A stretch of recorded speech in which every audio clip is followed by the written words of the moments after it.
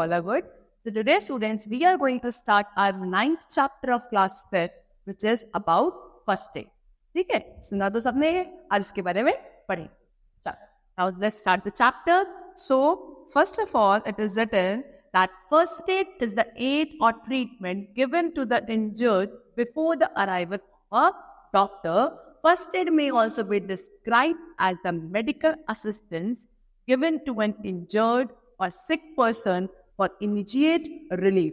ठीक है, तो वो ट्रीटमेंट या वो एड किसी भी तरीके का जो इलाज किसी इंजर्ड पर्सन का करते हैं डॉक्टर के आने से पहले, या बोलो एक इमीडिएट बेसिस पे तुरंत जो किसी तरीके का आप ट्रीटमेंट देते हो, चाहे वो कोई सिक पर्सन हो, इंजर्ड हो किसी भी तरीके से, उस ट्रीटमेंट को बच्चों फर्स्ट एड कहा जाता है. डॉक्टर के आने से पहले तुरंत तब तक हम देते हैं ना, एक बॉक्स होता है प्रॉपर फर्स्ट एड बॉक्स. तो बहुत सारी ऐसी चीजें हम लोग रखते हैं for the immediate treatment, that is known as first aid. ठीक है, चल next. In spite of being careful, sometimes accidents do happen. So accidents can hurt or injure us for a long time. ठीक है, अब काफी careful रहने की कोशिश करते हैं, लेकिन कभी कभी ऐसा हो जाता है कि केयरफुल होने के बाद भी कभी चोट लग जाती है किसी तरीके से. ठीक है ना, और ये चोट जो होती है तो ये जो आपके एक्सीडेंट्स हो जाते हैं ये आपको काफी लंबे समय तक लेते हर्ट कर सकते हैं. So in case of any accident you should first inform an adult और अ डॉक्टर. तो अगर कभी आपको इस तरीके से कोई आप देख रहे हो एक्सीडेंट हो रहा है, खुद का हो रहा है, किसी और का हो रहा है, तो सबसे पहले काम क्या होगा, या तो किसी एडल्ट को अपने से बड़े को इन्फॉर्म करेंगे या फिर doctor. So number 1 we have to study about fracture. When a bone breaks और crack it is called a fracture. This can cause unbearable pain. तो जब हमारी जो बोन है, हड्डी है, या तो वो टूट जाए या किसी तरीके का उसमें क्रैक आ जाता है, तो उसको बच्चों फ्रैक्चर बोला जाता है. ठीक है, और इस फ्रैक्चर की वजह से इतना पेन होता है जो अनबियरेबल है, यानी कि आप उसको सह नहीं सकते. ठीक, so do not press the area of fracture and avoid moving. जब ऐसे सबसे पहला काम फ्रैक्चर आपके आ रहा है, किसी दूसरे के आ रहा है, तो आप क्या करेंगे, उस एरिया को प्रेस नहीं करेंगे. ठीक है ना, जहां पर भी वो फ्रैक्चर हुआ है ना, उसको आप मूव करने की कोशिश करेंगे, भाई नहीं चला कर देंगे हाथ को जहाँ पे फ्रैक्चर हुआ है. So it has to be treated immediately, send for a doctor. तो तुरंत उसका इलाज होना बहुत जरूरी है, या तो आप डॉक्टर के पास जाएं या डॉक्टर को बुलाकर लाएं. The fractured area need support. अब उस फ्रैक्चर जो जिस भी एरिया पे फ्रैक्चर हुआ है उसको सपोर्ट प्रोवाइड करना पड़ता है.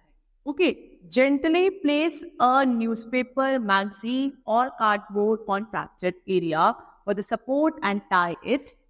तो क्या रखे, बड़े प्यार से या तो आप न्यूज़पेपर रख दो, मैगजीन रख दो, या फिर कार्डबोर्ड जहाँ पे भी फ्रैक्चर हुआ है उसको सपोर्ट प्रोवाइड करने के लिए उस एरिया पे आप ऐसा कोई भी एक ऑब्जेक्ट रख सकते हैं और उसको टाई कर दो. जैसे अगर कहीं भी आपको फ्रैक्चर है तो यहाँ पे एक न्यूज़पेपर रख के उसको एक टाई कर देते हैं, जिससे कि उसको सपोर्ट मिले उस बोन को.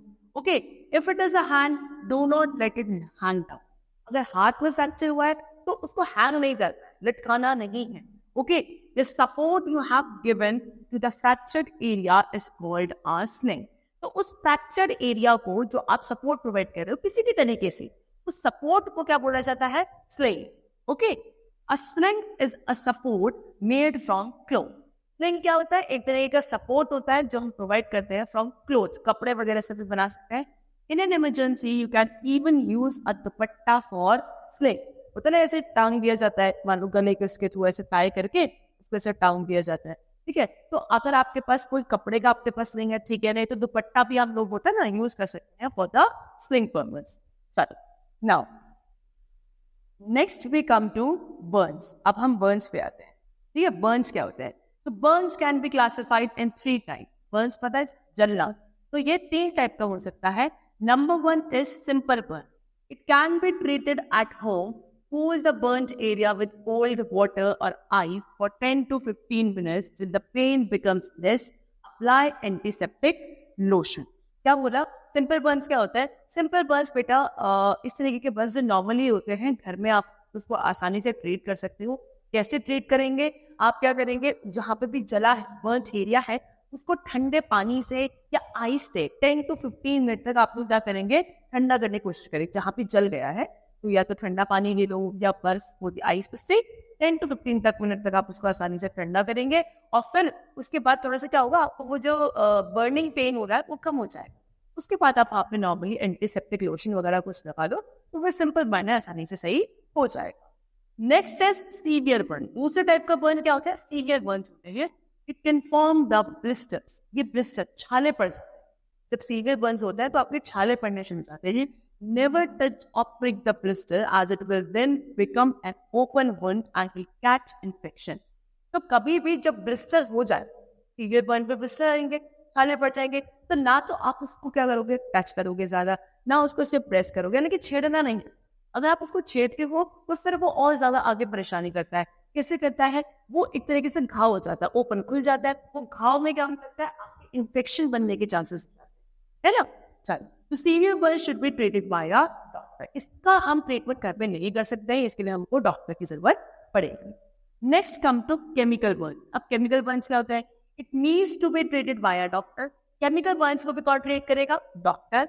Before the doctor arrives, wash the affected area with plenty of water and lightly cover it with a piece of clean cloth। तो जब तक डॉक्टर आता है, केमिकल बर्न के किसी भी केमिकल के थ्रू जब जल जाता है ना, तो आप तब तक जब तक केमिकल डॉक्टर आपके पास पहुंच रहा है, तब तक आप क्या करेंगे? उसको खूब सारे पानी से वॉश करेंगे, भी जला है, बर्न एरिया है ना। और फिर उसके बाद बड़े प्यार से कोई साफ कपड़ा हो उससे आप उसको क्या करेंगे? कवर कर, वो भी बहुत ही हल्के से, यानी बहुत टाइटली आप इसको कवर कर। Next we come to cut. Cuts often occur by using sharp objects like knives and blades. कभी कभी होता है ना, चाकू ब्लेड वगैरह यूज कर रहे हैं, जब भी शार्प ऑब्जेक्ट्स होते हैं तो कट वगैरह लग जाते हैं। Wash the cut with soap and water. तो क्या करना है? जहाँ पे भी कट आया है उसको सोप एंड वाटर से आप वॉश करेंगे। Apply N antiseptic lotion on, और उसके बाद उस पर एंटीसेप्टिक लोशन लगा देंगे। Protect the cut area from dust and germs by putting a band-aid on it। जहाँ पे भी कट आया है उसको हमें इन्फेक्शन से, डस्ट से, जर्म्स वगैरह से प्रोटेक्ट करना है। कैसे? वहाँ पे आप एक छोटी बैंडेड होती है उसको लगा दो, है ना। So if the cut is deep, take the victim to a doctor as he और शी मे रिक्वायर स्टिचेस। और अगर कट कुछ ज्यादा ही गहरा है, डीप है, तो फिर उसके बाद डॉक्टर के पास ले जाना पड़ेगा, फिर डॉक्टर फिर उसमें स्टिचेस लगाएगा। ठीक है, नॉर्मल है तो घर पे ट्रीट हो जाएगा, अदरवाइज डॉक्टर के पास ले जाना पड़ेगा फॉर द स्टिचेस।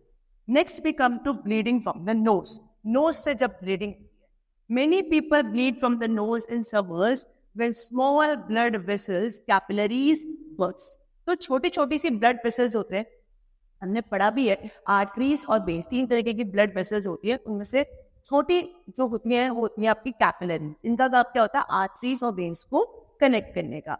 तो क्या होता है, कुछ ऐसे लोग होते हैं जिनकी जो ये छोटी वाली ब्लड वेसल्स है, कैपिलरीज, ये क्या हो जाती है? बर्स्ट हो जाती है, फट जाती है। तब क्या होता है? इनकी नोज से, जिन लोगों के साथ ऐसा होता है, उनकी नोज से समर सीजन में यूजुअली क्या होता है? ब्लीडिंग होने शुरू हो जाती है ना।